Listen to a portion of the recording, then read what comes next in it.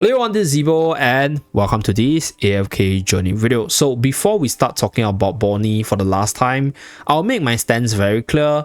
I will always encourage players to pull for Bonnie because of her S tier ultimate animation, her S tier performance in the photo booth, as well as her S tier versatility.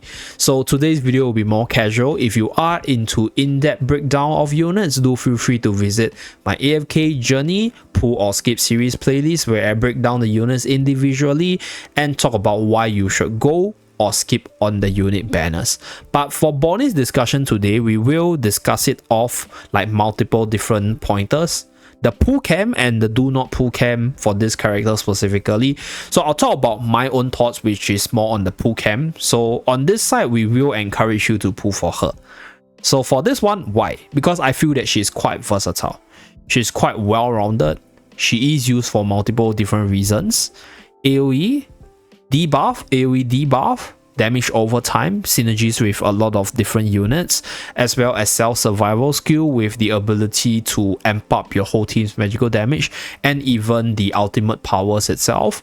So very versatile unit that can be used in different teams, and so far based on her usage, she pretty much can be used in every game mode right now. Every game mode that you can think of, you can find some use for her, like AFK stages. In Iron Armor's teams, PvP stages, you have like Bonnie teams in general for the Grave One side.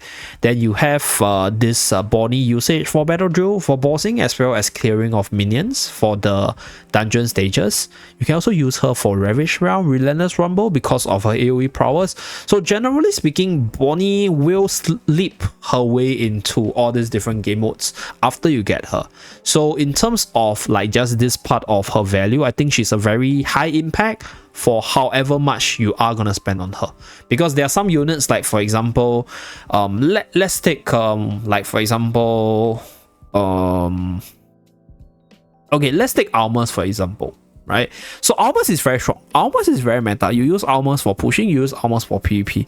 But then if you consider his usage, like you don't use Almas in Dream Realm, you can't use Almas in Relentless Rumble, cause like he doesn't do that much damage and doesn't do that much AoE damage, and like he doesn't provide a debuff. So bossing or damage related content, sometimes you might see him, but most of the time you won't. So despite being a really good character that you always put on a wish list, right, this unit is not as good as Bonnie. So in that like versatility aspect, I think Bonnie is a lot stronger, and that's why you should go for her. But the thing is, right, how much should you go for her? Should you go for her to S+, or should you pull her to a certain tier and then put her in the hero wish list and get her up? So if you have the resources and you do plan to spend in the game a bit, I think S+ for Bonnie is okay, because the subsequent copy can pull her to the Paragon tier, as Bonnie is a decently good PvP character. So she's one of those characters where putting her to Paragon tier is fine. But if you're completely free to play and you're just going to focus on the PvE side, then what I would advise is you maybe getting her to M+, get her EX weapon, put her on a wish list, and then slowly build her up from there. So that is for the free-to-play players that are more focused on the PvE side. Because you get the EX weapon, I think she will be able to function to spread the decays effect. So the only thing that you're missing is additional stats as well as the Supreme Plus skill. So that's where you can slowly put her in a wish list and then get her from there. Because for the Graveborn side, another thing to consider is that for the Graveborn wish list side, right, like I'll say the only two good ones that usually stays on a wish list, they are Vipera and Sylvina. So Bonnie will definitely be able to take up one of these slots, and you can slowly pull for her if you are free to play. So that's for like, if you are super duper free to play, I think M+ and then slowly build up is the way to go. But if you do have the resources, I think you can get her to S+, and then depending on how useful she is, you put her on a wish list and then slowly build her to the Paragon tier for PvP purposes.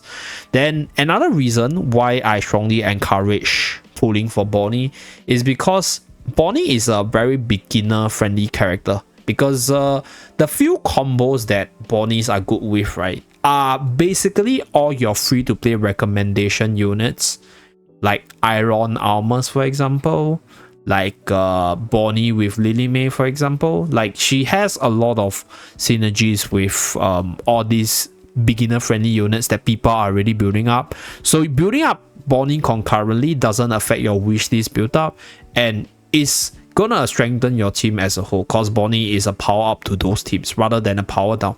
So that's where I think she has an insanely high value, and I will always say she's a must pull. So that's the very reason why she's the must pull. Okay, now let's talk about the other camp. Why is Bonnie not a must pull? Like, why should you skip her? So this part is when you consider the fact that she will go into the season store, and based on the schedule, right? I think she'll probably come 2 to 3 months after this season. So probably sometime in March, or maybe even close to April in terms of her release itself. So it will be quite far into the season, and by then you should have saved up quite a bit of season token, and you will be able to buy 16 copies of her for a few resets to eventually max her out there. So that is for those of you guys who are just waiting for her to come to the Soulstone store to get her to save your gems for I don't know for what reason. Yeah, okay, so that argument is a little bit flawed in a sense. Like, people always complain, you know, like, oh, I have XXX amount of gems saved up, right? I have XXX amount of resources saved up. But the thing is, like, right now, Bonnie's a good character that you can use already. So like, if you do save up your gems for the future, when she falls off, then why are you still using resources to spend on her? Like, right? So like, if she's good, you should actually go for her to get the most value before she gets power crept. And that's why I often feel that it's kind of invalid for people to say that I've saved up XXX amount of resources because no units are good. Like, I feel that people are waiting for that Lily May tier character to appear before committing to that unit, right? So I guess it's fair. If you want to commit to that, like, one Lily May tier character that's just busted everywhere, I think you can skip on Bonnie. I don't think Bonnie's on the same level as Lily May when she was initially released, but then she's close enough. So if you compare all the units in the Waves of Intrigue season, it will be between Sonya as well as Bonnie for that Lily May position, right? So if you are saving your tokens, it will either be for Sonya or for Bonnie in that case.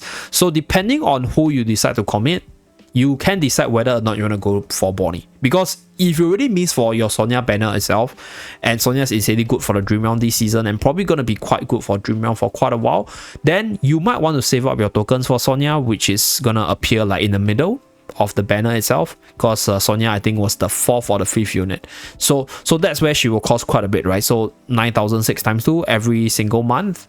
Then you want to max her out as soon as possible. So that's for those of you guys who think that Sonya has a higher value and you're saving your token for Sonya over Bonnie. Then you should actually go for Bonnie now, because you probably won't be able to commit to 2 units to build them up concurrently with the season token unless you haven't been spending. Because like right here, there's quite a few good units, right? Lily May is one, Ludovic is also pretty good, Mikola is also generally viable. This season, early game Sinbad's also pretty busted, right? So these few units definitely like is worthy of your tokens to start spending on them. But if you are like super outright, I'm gonna spend on the best units of the best, then Sonya as well as Bonnie will be the best from the Waves of Intrigue side. So between them, depending on whether or not you are saving for Bonnie or Sonya, in case you miss Sonya, you might want to actually spend on Bonnie's banner instead. So that's what I'll recommend for those of you guys who are on the camp that, you know, you don't want to pull for her. But then I honestly think she's a must pull for most players, just off her ultimate animation itself. So that's pretty much it. Just a very casual chat for Bonnie.